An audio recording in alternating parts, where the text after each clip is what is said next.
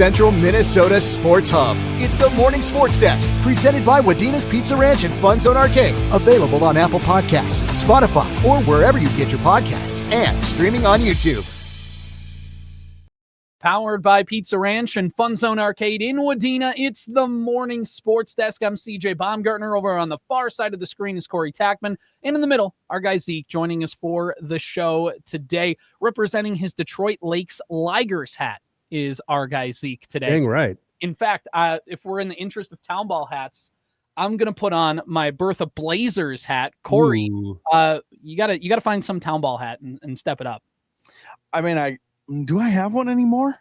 Do you have like a Bluffton Braves hat? There's so many good ones out there. I don't think I have my my Gaylord hat anymore.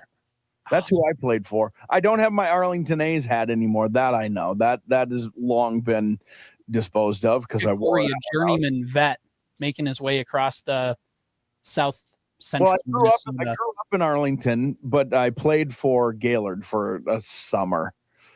Yeah, I don't think I do. Maybe I do. Maybe I still have that. An old Verndale Bison hat. Yeah, that'd be awesome. You know what? Hey, I'll make the call out right now. I will town teams. Give me your hat. Corey will rep your merch. I'm looking at the NBA. There's a lot of good ones on here. Mm-hmm. You can't go wrong. Again, mention the Bluffton Braves at Burbank Bombers. Fergus Falls Canes. Albertville Anglers, the Atwater Chuckers, the Benson Plowboys, the Burr Island Bullfrogs. There's some options. One of the 5 teams in Piers. Yeah, there are some good ones here. There are some great ones. We could get you a Jordan Brewers hat if you want. want. Kernels. No, thank you. I don't want a Jordan Brewers hat. Are you sure? Pretty sure. We could get you a Purim Pirates hat. I know Jason Groth would hook you up. Yeah, no, that'd be great. Listen, Dumont Saints. Dick Bremer can hook you up with a Dumont Saints hat. Oh, yeah. Rivalry hats from where I grew up. You know what I mean? Yeah. How about a Staples Lumber Bats hat? Can we get that for you? Ooh, I have a whole pile of Staples Lumber Bats hats. It looks eerily similar to the St. Louis Cardinals STL logo. No. It's clearly its own thing. We could, of course, it is. In the studio here. Let's do it. Amateur baseball display in the studio. I will get you a Clarissa Flyers hat. It is game worn, so you know it's authentic. It has my sweat stains. I don't want a game worn. I want a new one. It's going on display forever. We can't be rotting this place up anymore. Already. This was a new one, but I've worn it into very, very faded navy blue. It's got the dirt from historic Washington Park. It's my favorite hat. It's a good hat. I love it. It is Detroit Lakes Ligers. Better than the darn Detroit Lakes Angels hats. What a beautiful field, too, by the way. Is this what we're doing? The real estate of that field is awesome. I've only played on it once, but it is a very fun place to play in Detroit Lakes. You're right in the middle of downtown. Right in the middle of downtown, and they're doing some hardcore fundraising to redo a bunch of things. Terry Eider's taking the lead on that in Detroit Lakes here, and they want to redo the bathrooms. They want to redo the dugouts. They want to build like a little museum inside there. It's gonna be awesome when we get that sucker up and running. Could be pretty cool. This is also Zeke's shameless plug. Donate some money. How could people do that? That's a great question. I'm sure. Venmo Zeke Foreman. Yes. He promises earmark it Detroit Lakes Youth Baseball Association. I'll make sure Terry Eider gets that money. Or Zeke can just go to the Pizza Ranch and FunZone Arcade in Wadena with that money. Exactly. And I'll get enough tickets to get a autographed jersey, and I'll flip that jersey on eBay, and then boom, we're rolling in cash. Zeke's also just going to keep the jersey, by the way. Yeah, probably. Corey, Pizza Ranch and FunZone Arcade, what do we need to know? Well, they're wondering if you've tried the Chicky Chicky Boom Boom Salad. Ooh. Chicky Boom Boom. I love that Dick Van Dyke movie.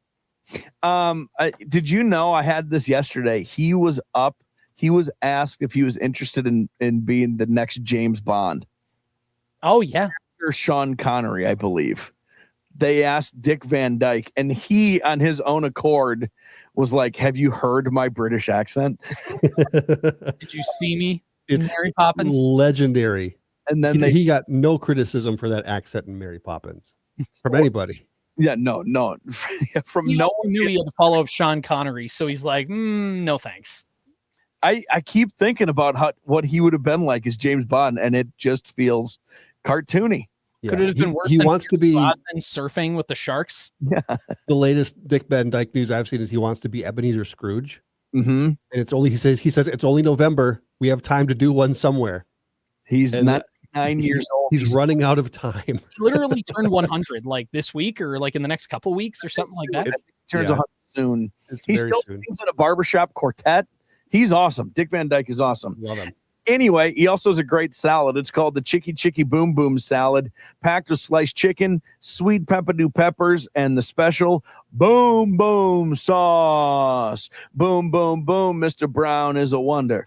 Boom, boom, boom, Mr. Brown makes thunder. Dr. Seuss, anyone? The Pizza Ranch and FunZone Arcade in downtown Wadena. Go check them out. Go check out the FunZone Arcade as well. Great for this time of year and just really anytime.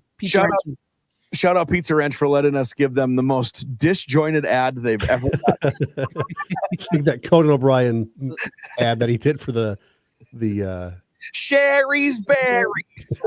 Hey, look, it's no man great, but we do our best. Wait, that's it made from cast iron? Iron, not iron. Don't be like Larry King, man. Look, it could be worse, I mean, heck, Corey, your dad's still alive, right? Your parents alive? I'm going to say a swear word if you keep making me quote Norm Macdonald. I would just want you to know. Don't do it. I don't want to say the F word on this podcast, please. Look, we want to be respectful, okay? Yeah, we're not talking about the Twins today. We cannot talk about talking about the Twins. It kind of reminds me of that tragedy. The tragedy was the trade deadline. But anyway, all right. Let's talk local sports. We already did a little bit with the town ball news, but there's still a lot of things as we get ready for the winter sports season. And I know Corey and Zeke, you guys have been hard at work getting some season previews up. And I think all of the ones you guys have compiled are up and on the website. So Zeke, I'm going to give you the floor. Just mention some of the schools, some of the sports that if people want to get ready for the season, they can go check out. Yeah, we're all in on area dance this season. The Frazee Fly Girls, the Detroit Lakes Lakers, the Rhythmettes from Wadena Deer Creek, Parker's Prairie. I think they all are in action this weekend already. Yeah, it is. It's coming quick. There were basketball games last night. I know Staples Motley beat Browerville, Perham over Breckenridge in overtime. Holly is in Staples today, I think. Monaga hosts Pequot Lake. So it's buckle up because state football championships going on literally right now. Minneota's playing Breckenridge for the Class A championship, and there's girls basketball happening. Detroit Lakes lost to Brainerd in hockey last night. It's ready, set, go. Yeah, exactly. Here we go. You can find all of it. Sports Cow on Facebook. Can I get a moo, fellas? Moo. And at WadenaRadio.com. Corey, you are all over the girls basketball scene, getting ready for the season. Should be another fun one across central Minnesota, but just not that you need to list everything, but just kind of the general vibe. What was it like kind of seeing some of these reports trickle in? How excited are you? No, I'm going to list everything at WadenaRadio.com and the Sports Cow. Girls basketball season previews from Henning, Bemidji, Parker's Prairie, Battle Lake, Monaga, Alexandria. Wait, now I got to go to the next page and going to make it uncomfortable here. Anything else? Staples Motley, Long Prairie Gray Eagle, Park Rapids area, Browerville. I think that's all of them. I think it's the excitement of the new season. Like Zeke mentioned, games have now officially started. Still hoping for a few of those previews to trickle in. I don't remember how many total I sent out, but many. And I am, we got a break in this fall sports season, a break that we don't get very often. And when that's the case, it often takes me a little bit to kind of ramp up to winter sports just to get myself kind of mentally into it. And I have found myself this week being like, let's get this basketball stuff going. I'm ready for a little hoops. And obviously these coaches and players are. And I've seen a few in particular, Wadena Deer Creek, I saw they did like a girls basketball media day, which was pretty cool, and pictures and videos for their board that they have in the gym. I'm ready. I'm ready for some buckets. Let's do it. Corey's ready to hoop it up. Again, Sports Cow on Facebook, fellas. Moo. And at WadenaRadio.com. It's the place to go. We have boys basketball season previews coming up next week to get you ready as well. I've had a whole bunch of coaches reach out to me and give me some updates and things like that, and very excited for the next season coming around. And our broadcast schedule, by the way, is complete. Just putting the finishing touches on it, making sure dates line up, making sure everything is kind of ready to roll. That's going to be posted early next week. Hopefully Monday we can put that out there and we can kind of share some things that we are excited about, including girls wrestling coverage, Highway 10 Cup coverage between New York Mills and Wadena Deer Creek, the Park Region Conference Showcase coming back for girls basketball, something and more. There's a whole bunch of stuff coming on this broadcast season that is going to be a lot of fun to go check out. Nobody does it better than us, guys, to pat ourselves on the back. You would, in fact, as Corey likes to say, call us the bell cow of Central Minnesota sports. Moo. Utterly fantastic. Ooh. Zeke, I'm going to add that to our Facebook bio right now. Utterly fantastic sports coverage. It's utterly fantastic. It's that, look, Zeke's got a great video in our text thread of the bench of the Orlando Magic, and somebody like has their thumbs like this, and then another guy comes and like milks the thumbs. Yeah, like it's an utter. That's the farmer's handshake. Have you ever seen the farmer's handshake before? I've seen it now. That was the first time I'd ever seen it, and it made 2025 so much more enjoyable. That is it came from Orlando Magic and not like the Wisconsin men's basketball team is very disappointing. Wasn't it the Wagners doing it too? So there's a couple Germans. Yeah, no, that's a Tackman Uncle State. It's great. Again, Corey, one more time. What are we about? What are we at Sports Cow? Utterly fantastic. Oh, brother, this guy stinks! Get off the stage! Wow, I didn't think I deserved that. Look, when you have the hotkeys, you got to use them, you know? All right. Corey, live on-air production meeting. Let's do a Wheel Wednesday on a Friday. While we're talking here, can you get ready on a Wheel Wednesday of Vikings-Packers matchups, and we can blind draft them? Or I should say not Vikings-Packers matchups, Vikings who were Packers or Packer. You know what I mean? Like that Minnesota Vikings who have previously played for the Green Bay Packers. All right. Well, you better be talking about something else so I get this right. We're going to be talking about this while Corey's getting it ready. Zeke, the Minnesota Vikings are playing the Green Bay Packers coming up. And look, no matter how the Vikings are in the standings, if you can beat the Green Bay Packers, it is considered a good week. JJ McCarthy is undefeated on the road in the NFC North in his games. And look, the Vikings playoff odds are shot. Even if the Vikings win this game, their playoff odds are at 13%. So it's pretty rough for the Vikings going forward. But what do we need to see out of JJ McCarthy? Because this is the thing, right? Like if the Vikings go 7-10, and it's a disappointing year overall, but JJ McCarthy shows life, at least you can push that forward into next year. And if JJ McCarthy's really bad, all right, well, they got to trade for Mac Jones or something like that, or they got to bring in Jacoby Brissett, or they have to trade for Kyler Murray or something. Joe Flacco. Yes, exactly. Joe Flacco farewell tour continues. Call for Aaron Rodgers again. There you go. There's a lot of different things that you could do. But what do we need to see? Is it like a certain stat line you want to see out of JJ McCarthy, Zeke? Is it just a vibe? Is it a play or two? What's kind of just your personal gut feeling benchmarks for, and let's just take it in today's game, in this Sunday's game. What are the benchmarks you just need to see to into the next week go, all right, I think he can do this. I want to see the accuracy improve. I want to see that passing completion percentage go up, ignore the drops or whatever happened, but he's underthrown or overthrown. That's the big thing this week is TikTok and Twitter. It's all the videos of Vikings players on stilts trying to catch those JJ McCarthy passes because he was so bad on some of those throws. I mean, he's left touchdowns on the field. He undershot Jordan Addison on what would have been a touchdown a couple of weeks ago. I forget which game that was where he had to come back for that ball. Then got tackled as he was streaking on the sideline. The confidence is there. The swagger is there. He's got the whole 9 persona, but right now 9 just isn't impressive. He's got to make some of these throws that get his guys in games. Cause I mean, Oh yeah, what was it, $150 passing last week or less? Just isn't gonna get it done against, Micah Parsons in your face every single play.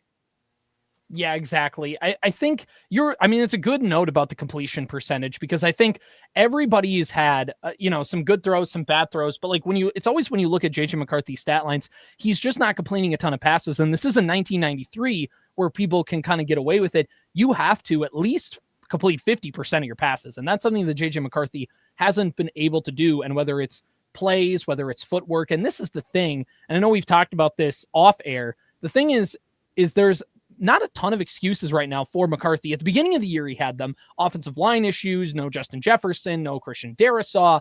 Kevin O'Connell needs to run the football more. I think against Chicago, you saw the offensive line was great. The running game was good. KOC was calling guys wide open. He was calling good plays. He was in the rhythm of the game, and McCarthy just couldn't execute. And I think that's a really what is kind of frustrating overall is there's no more blame. McCarthy's just kind of going to have to figure it out. So I think completion percentage is a really good benchmark to kind of look at. I think over the course of the game is just, he's provided maybe 2 to 3 flash plays a game. And I think he needs to just double that. Can he get it to like 6 flash plays a game and then manage it after that? That's my baseline play, because JJ McCarthy didn't have the best game against the Lions. He really didn't, but he made a few flash plays and didn't turn the ball over. The next 2 games, he made a couple flash plays, but he turned the ball over multiple times. So I think if you can look at that stat line for McCarthy, can he double his flash plays and kind of lift his floor a little bit? And that will kind of be my gut level feeling for if I feel good about JJ McCarthy going forward. Corey, do you have anything to add? Anything kind of, what's your gut level baseline for feeling good about McCarthy after this week? I just want to know what the expectation is. Like, I mean, what is, I mean this, like what the conversation around, what's the expectation for JJ and the Vikings? Like, are you asking that question from the perspective of we want the Vikings to win?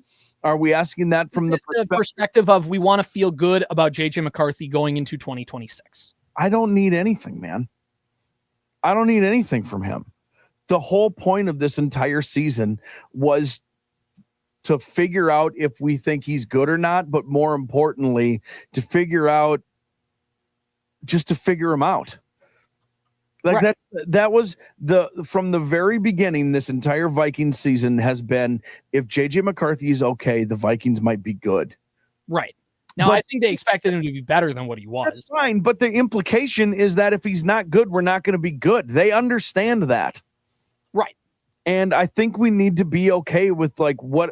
So maybe let's flip it on its head then. What would McCarthy have to do to make you go, there's no saving him? Nothing. Okay. He needs to panic and run out and sprint out to the right at the very first sign of trouble after every snap. He needs to take a look stare down one guy and then panic and sprint to his right, a la Christian Ponder. I was going to say, so basically be Christian Ponder. He's not doing any of that. He's been inaccurate. He's been wild. But I'm of course a quarterback expert, as we know, because I took 4 snaps in 7th grade football.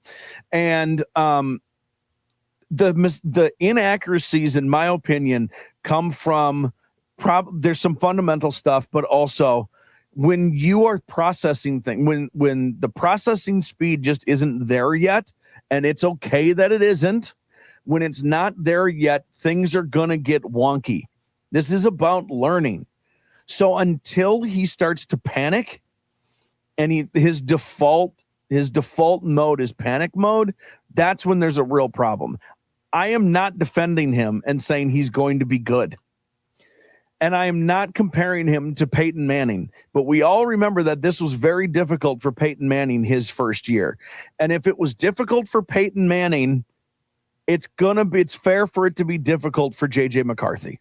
I think you're right in the sense of like, there's so much, he's got to work on footwork, and there's only so much you can work on with the limited reps you have in the middle of the season. It is going to be a complete off-season overhaul for him, and he maybe wants to fire his quarterback coach. He maybe just, 1, because it's obviously not good technique, and 2, you probably can't have your personal quarterback coach calling Chris Carter an effing clown on social media. That's probably not the best thing to do.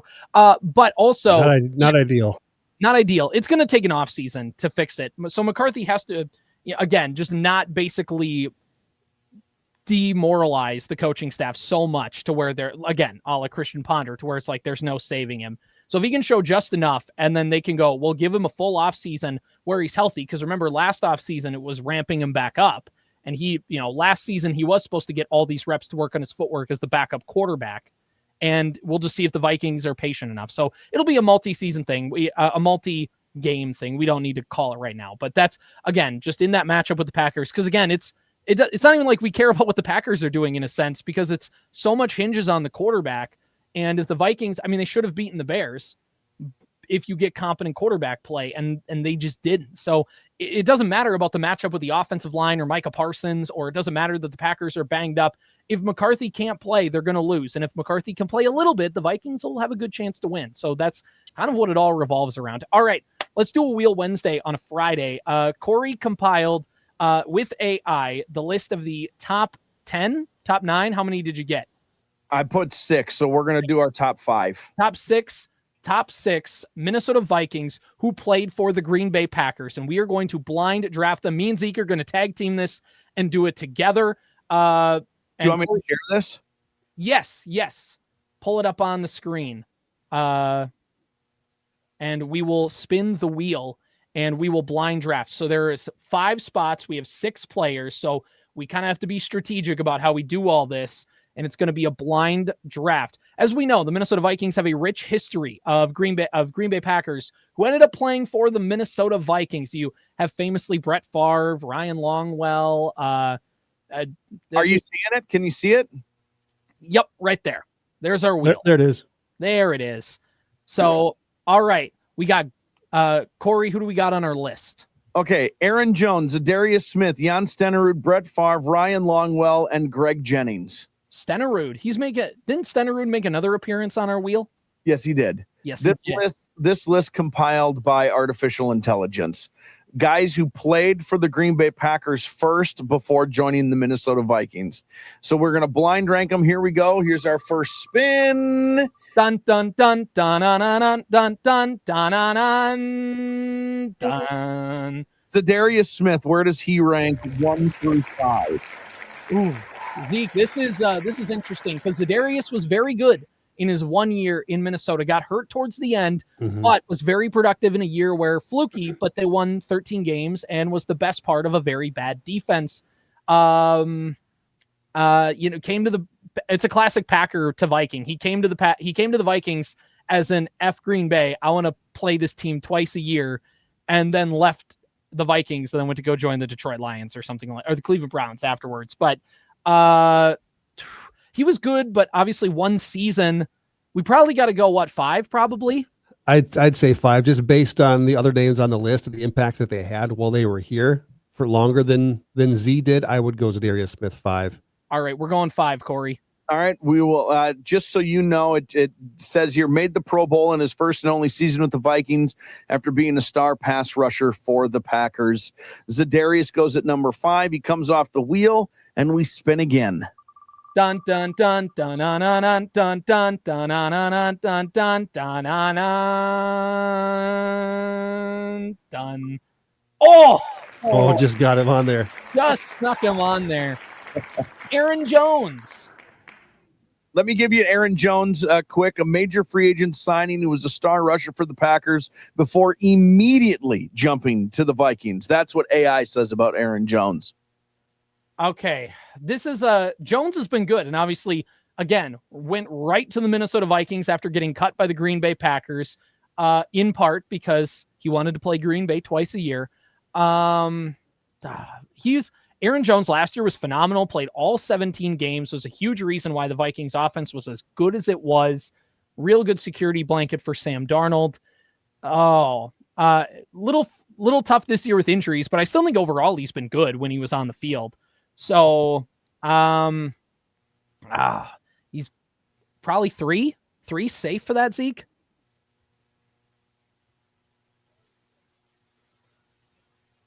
I would go 3. Yeah, doing some extra research. The all-time leader in Green Bay rushing yards per attempt at 5 yards a carry. And just looking at his impact with the Vikings now, you know when Aaron Jones is on the field in pass block protection, and you know when he's not. So, yeah, I feel comfortable Jones at number 3. And the sombrero is cool too. So, yes, and he's trying to add the bank vault to US Bank Stadium, even though the Vikings is a little too high. Yeah, so you can't quite jump up there. That pulls him out of 4 for me is establishing the bank vault just to upset the Lambeau Leap faithful. It's a great name. The Lambeau Leap isn't even that old. It's not even like a historic thing. Just one guy in the 90s decided he was going to do it. Yeah, now, everybody acts like it's a Green Bay staple. Who did it? Malloy? Was Malloy the guy who did the Lambeau Leap? I forget. So? I don't know. Whatever. I thought we really were going to get Greg Jennings. I was ready to do the whole bit from Madden. All right, so Aaron Jones goes at number 3. Zadarius Smith is at number 5, which means you have spots 1, 2, and 4 still available. Let's get rid of Aaron and spin the wheel. Dun dun dun dun dun dun dun dun dun dun dun dun dun dun. This one hurts. This one hurts because I think this guy would have made a 58-yard field goal because it's not Detroit, man. It's the Super Bowl. A 56-yard field goal he would have drilled. At the Superdome, maybe, and like a potential trip to the Super Bowl on the line. I was face down on the ground at that point, so I don't remember what happened after that. I think I had tears flowing down my face in my aunt's laundry room. So, first 9 seasons with the Packers before becoming one of the most reliable kickers in Vikings history. He probably, Will Reichard, if he continues this course, will be the best kicker in Vikings history. But I think, there's Fred Cox, who invented the Nerf football, who's probably like number 1. But Ryan Longwell, I think we did Vikings kickers at one point. Ryan Longwell, was number 2, I think, on that. Or Ryan Longwell's up. Anderson. Yes, Gary. And Gary Anderson was a great kicker. It's a shame that we only remember that one kick. Not talking about it. Just move on. Talk about Ryan Longwell. Ryan Longwell's a great kicker because unlike Gary Anderson, I think Ryan Longwell actually makes that kick and sends the Vikings to the Super Bowl had Brett Favre not done the thing Brett Favre has done his entire career. But Ryan Longwell was a great kicker, and the Packers decided to move on and go to Mason Crosby. Ryan Longwell was a great kicker, and I think one of the best in Vikings history. And I think, dare I say it, Zeke, I think we should put him in. Do we put him at number 2 or do we put him at number 1 in case we don't get the one guy who I think we all kind of know as number 1? I would feel okay putting him at number 2. Because it would be hilarious if the guy that we want to be number 1 doesn't make it to number 1. I think if you want to be safe, Ryan Longwell is number 1 because of trajectory. Like, he scored a ton of points for the team. He played for the team for longer. But I think let's go with the heart wants what the heart wants. Let's put Ryan Longwell at 2. Yeah, I would trust Ryan Longwell over Jan in those situations. Yeah. Two's fine. Two's fine for me. Number 2. I do think it's very important. I should say this. You don't see him on here anyway, so we know this is the case. But Darren Sharper did not make this list. The hardest hitting safety in the league? Oh, yeah, Darren Sharper. No, Robert Ferguson either. I was waiting for a Robert Ferguson appearance. Well, there were some... Robert Tonyan. Who could forget Vikings legend Robert Tonyan? Before we do the final spin, I will give you some of the names that I didn't put on the final list. Okay. But neither of those guys did either. So Ryan Longwell goes to number 2. Remember, Aaron Jones at 3, Zadarius Smith at 5. We have spots 1 and 4 available. Spin away. Dun dun dun dun dun dun dun dun dun dun dun dun dun dun. Well, this list is going to be just fine, I think, boys. Ladies and gentlemen, we got him. The man, the myth, the legend, number 4. Corey? Yeah, I guess. I'll just put him at number 1. Do we want to move on or what? What does AI have to say? Oh, yeah, that's right. Led the Vikings to a 12-4 record in the NFC Championship game in 2009. Yep. And nothing else happened after that. I think they canceled the season. No, they were one throw away from the Super Bowl. They canceled the season after the Vikings completely dismantled the Cowboys. That's all. That was a fun game. That was a fun game. Here's the thing about that 12-4 season, by the way. We all look back on it because of how, that was a great all-time NFL classic game in that NFC Championship game.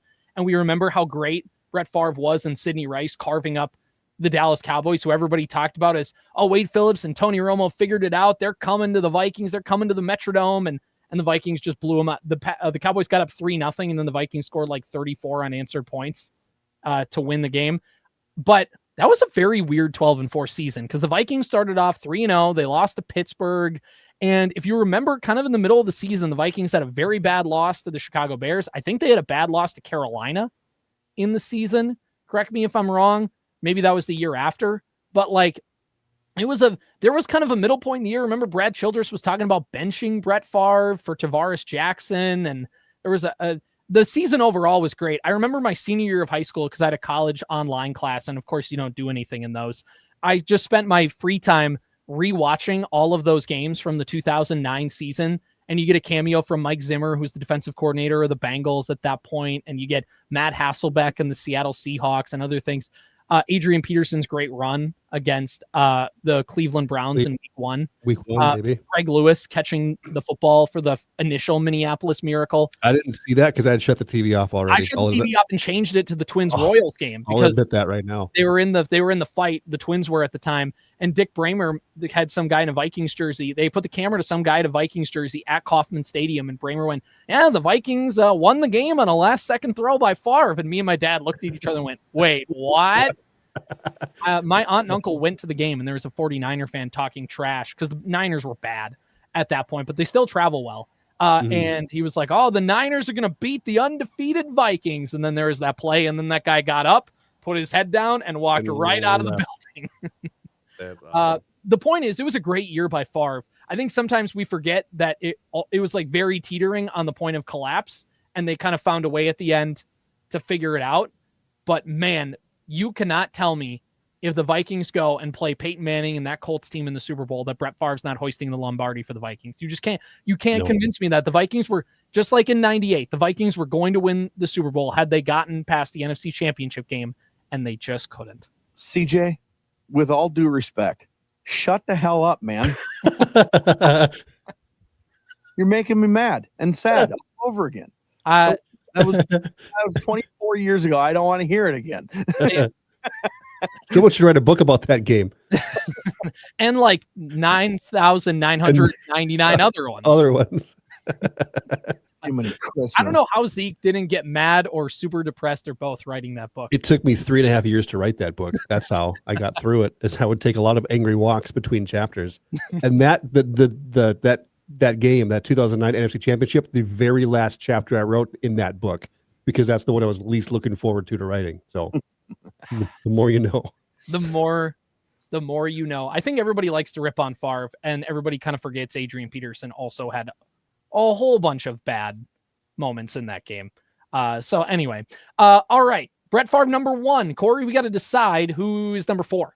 Before we get there, I want to give you some of the honorable mentions. I actually pulled Jan Stenerud from the honorable mention list. Nice. Some other notable crossovers. Wide receiver Carroll Dale spent his final season 1973 with the Vikings. Tight end Paul Kaufman was a 4-time Pro Bowler for the Packers who had a single season with the Vikings in 1988. Defensive end Dean Lowry, who played for the Vikings in 2023. And then Chandler Sullivan, cornerback, played for the Packers 19 to 21 and then joined the Vikings in 22. So those were some. Who could forget Chandler Sullivan? Yes, that's exactly right. So we are down to our final spin for the number 4 slot on our list. Is it Greg Jennings? Is it Jan Stenerud? Can't go wrong with either one, really. Either one's fine. I think this is right. Yeah, I think this is right, too. It's Greg Jennings. He put the team on his back. He's got a broken leg. He's going down the field. Look at him go. It's Greg Jennings, but it's Darren Sharper, the hardest hitting safety in the league. But Greg Jennings powers through, touchdown. It's a great YouTube video from like 2010, 2011. Will our editor please have the cojones to clip that, please? Oh yeah, 100%. Yeah, for the latest. Yeah, we are clipping promo on Superstation. Yes, please. Let me tell you what it says about Greg Jennings, Super Bowl champion with the Packers, who spent 2 seasons as a veteran receiver for the Vikings. Do we like this list? Is the final list accurate? Brett Favre 1, Ryan Longwell 2, Aaron Jones 3, Greg Jennings 4, Zadarius Smith 5. Sorry, Jan, but yeah, I think we got this correct. Love it. Yeah. I mean, Greg Jennings came here. He brought hope. He brought some stability to that wide receiver room. And I always get him confused. Greg Jennings, I always said. Yeah. I always confused him with Bernard Berrien. So. All right. Can I throw something at you though? Just as a possible wrinkle here. Sure. Please. I think I liked your discussion about Ryan Longwell, number 1 overall, for the longevity of his career. And he didn't make the list, and he didn't make the honorary list. And we don't really talk about him because we shouldn't talk about him. But Darren Sharper is number 1 through 3 on this list. Oh, yeah. I mean, Look, I'm only talking about his playing career. We are only talking about his playing career in the context of this conversation. You liked him, didn't you? What? CJ loves Darren Sharper. Look, my brother had a Darren Sharper Vikings jersey that we have since gotten rid of. But yeah, you probably gave it to the thrift store here because there's always at least one Darren Sharper jersey. What you mean people aren't buying? Just put it in the trash. Right to the trash. Right to the trash. Anyway, so yeah, they're like as a player, Darren Sharper was look, he played for the Vikings for a couple of years, and it should be noted the team he went to right after, he was a very key part of the Saints defense in 2009 when they won the Super Bowl. We don't care about that. That's not enough that he came there and their defense took to another level. And also their defense was a bunch of dirty cheaters. So there's a sense why he fit in really well there. But I think overall, he had a very nice career for the Vikings. He did. And coming over from Green Bay, the Vikings had some nice defenses and their secondaries. He was a big reason why.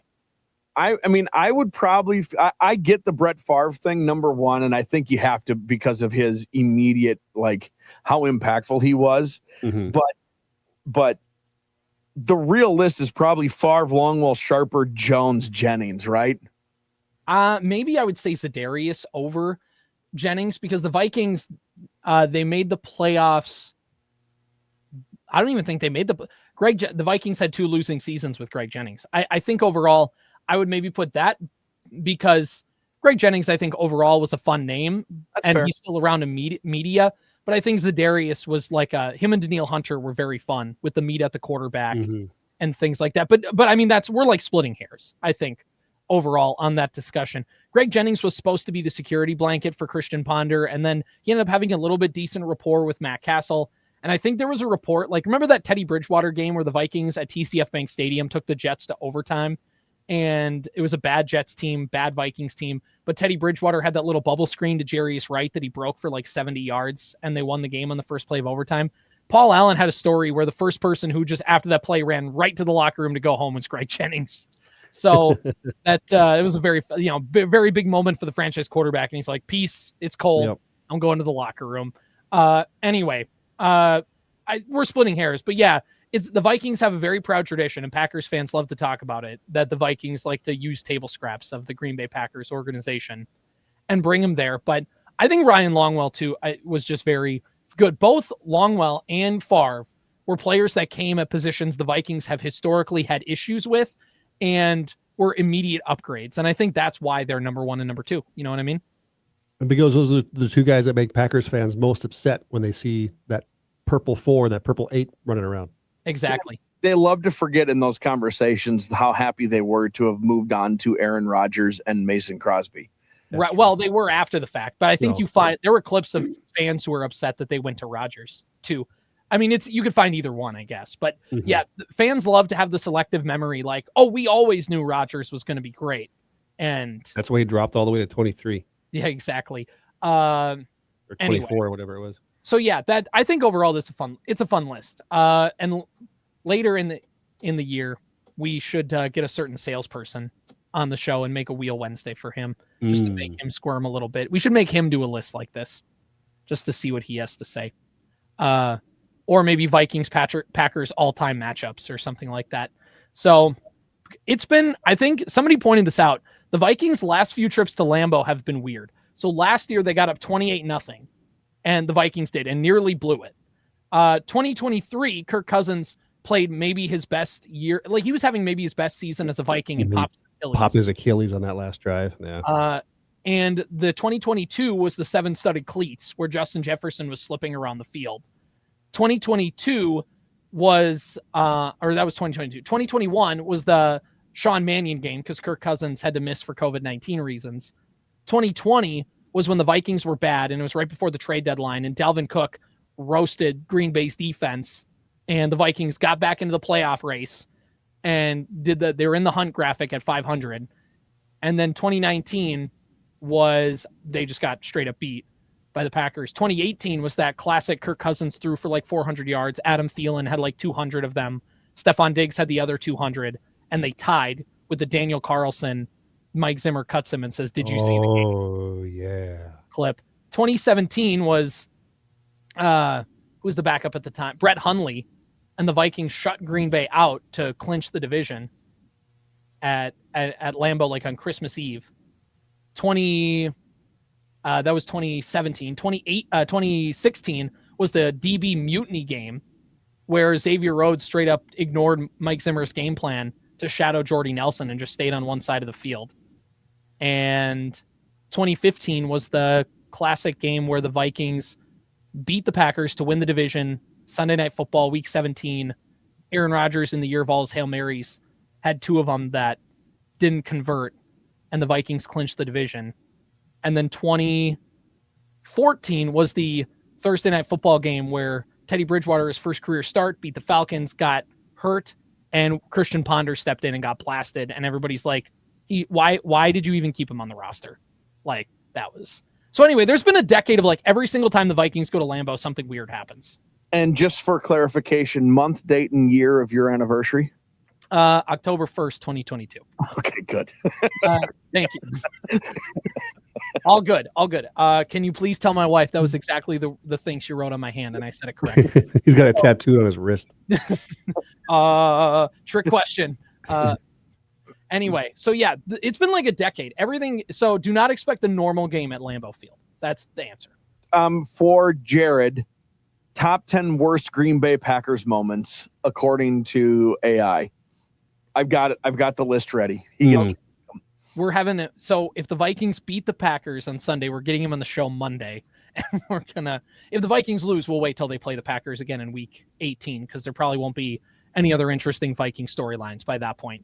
No. But although this franchise loves to do it. So that's pretty much it, I think, on the Vikings Packers matchup. One last thing, there's a couple other local sports roundup things that we wanted to get to. I wanted to do the wheel and made sure we had time for that. So let's wrap up with a couple other local sports things to talk about, one of which will make an interesting face out of Zeke, considering he is a Staples Motley alum through and through. But guys, did you know that Pillager is bringing back wrestling for the first time in 45 years? 46. Love it. Yeah, they had like 45 kids come out for the first practice. I mean, they've co-opted with Brader, they've co-opted with Little Falls, and now we get a full season of Pull the Sled Pillager wrestling this year. I'm excited. They've had some good football teams. We know they got some kids that are big and strong, and Pillager has just grown exponentially over the last 20, 25 years. I mean, it's cool that they have a wrestling program again and that they can give kids an opportunity. And I think that's the biggest thing. And they have the numbers to do it. Some schools, unfortunately, just can't, and you need to pair and co-op. But for Pillager, just the way that their enrollment trajectory has been going, it just makes more sense to do that and give their kids an opportunity. Were they most recently with Little Falls or with Brainerd? With Little Falls. Little Falls. So that's an important thing also for Little Falls here in this split, because Pillager, like you mentioned, is really grown a lot, and a Little Falls Pillager co-op probably bumps them up into an inappropriate spot. At least they flirt with it class-wise, or at least be close. So now you remove Pillager from that. Little Falls is I would assume like now likely slotted where they should be, or just comfortably where they should be, and probably and Pillagers, I mean, like you said, they've grown like crazy. That's a pretty exciting moment for that school. Yeah, it's pretty darn cool that they're getting that going. Their first-year head coach, Ben Horn, is talking a little bit about that. There have been some interviews that he did with MN Wrestle and other things like that. But overall, it's a cool moment for the program that they get to do that. And I know they have a matchup with Staples Motley towards the end of the season as part of either a quad or a try That won't be a hate-filled event. There will not be animosity at all. And Zeke will be there in his Staples Motley jacket, ready to roll. All right, what's next? A lot of other things going on in the local sports scene. One of which was the Browerville Eagle Valley Football Awards that got announced. You can find that online at Sports Cow on Facebook. Another one, and this comes courtesy of Verndale Public School, was the announcement for one of their own in Grace Cameron, who officially made her volleyball commitment to go to Central Lakes College and play there. So a cool moment and kind of caps off a really nice season for Verndale volleyball. Yeah, way to go, Grace. She's kind of a nice, like, she can kind of do it all. She played outside. She's a lefty.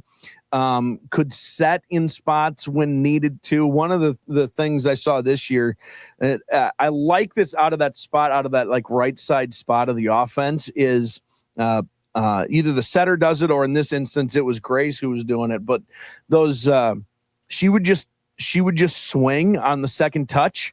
That pass would kind of set her up perfectly, and basically she just out jumped the setter and smash it. It was just really cool. Like I haven't seen anybody do it as much as Grace did. And when you're lefty from that side of the floor, that right side of the offense, the ball's coming right to you. You can see it coming the whole way. And a couple years ago, it was Kendra Captain who went from Verndale to play volleyball at CLC. So there's a little bit of a pipeline there now, and Grace is going to fit in just fine over there with the Raiders.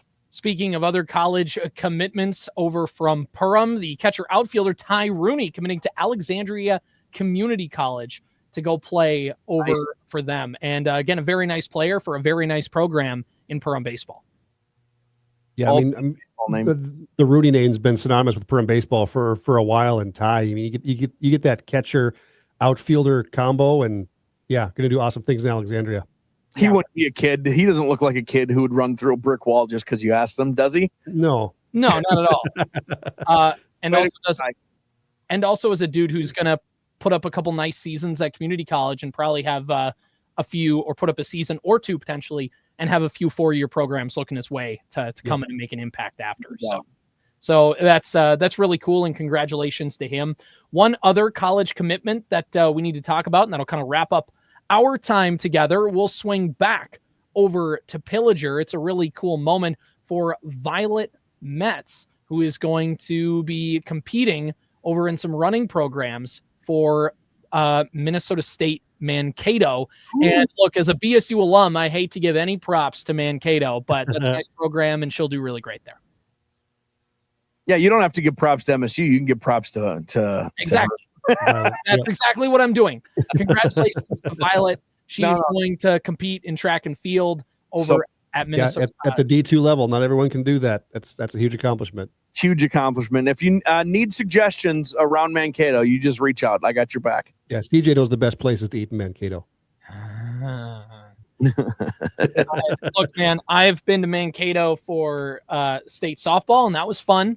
I went last winter rather, for the state, the NCAA quarterfinal matchup with the trip to the semifinal on the line. Beavers down by a score. How'd that go? They're on the goal line on 3rd and goal, 4th and goal with opportunities, and they just couldn't convert, and they lose. And I tell you what, man, that was a devastating car ride back home. Drove all the way down to Mankato and back in one day. That was a devastating car ride home for me and all my college buddies who made the drive down.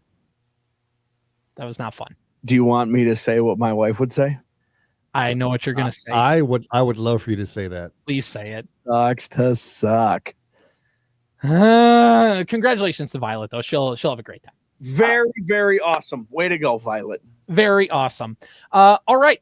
That's going to do it. Real quick. I have one thing real quick. Oh, okay. I'm watching state football matchups today and tomorrow. Class A going on right now. Looking like Minnesota are going to win their 4th consecutive state championship. Congratulations to them. They're a powerhouse, but they lead Breckenridge at the end of 3 quarters, 49-7. Dang goodness. Yep. Then tonight you got the Moorhead Breckenridge team, by the way. Probably, yeah. I mean, Manobin Waubun lost by 2 scores last week. Breckenridge, probably the best team that I thought that Minneota would see during this 46 or 47 game winning streak they've got going on now. Four straight championships, 5 straight championship game appearances. They lost the Prep Bowl 5 years ago. So the Minneota Vikings likely going to repeat unless Breckenridge and David Erlinson mount some monumental comeback. And then tonight, another big one, the Moorhead Spuds, I think the lone remaining North team in the tournament taking on Edina tonight. And the Spuds haven't won since 87, so it should be a good one tonight. Yeah, and then Hillcrest tomorrow. Oh, yeah, Hillcrest. But they're a South seed in 9-man. Are they technically really a South? Yeah, they are. They're in the South bracket for 9-man. I mean, I guess. Yeah, I forgot about them. I guess because of their section. Yep. Like they it goes all the way out to like Ortonville and Border West and things like that. Still though. Yeah, they got the S1 or S2 by their name. Yep. Yeah. All right. Fascinating. Go Comets. Go Spuds. Go Comets. Yeah. Go Spuds. Go anybody playing Edina. Anybody playing Edina. There's another reason to dislike Edina. Their starting quarterback is a draft pick for the Chicago Blackhawks. So yep. But the starting quarterback for the Moorhead Spuds should be a go for a handful of years. Jet Feeney he can sling that football. I mean, you watch that Moorhead offense. Oh man. They're so good. Mm-hmm. They're fun to watch. That Moorhead team. Let's go. Go Zeke. Send us out of here with a let's go. Let's go. Central Minnesota Sports Hub. It's the Morning Sports Desk, presented by Wadena's Pizza Ranch and FunZone Arcade. Available on Apple Podcasts, Spotify, or wherever you get your podcasts, and streaming on YouTube.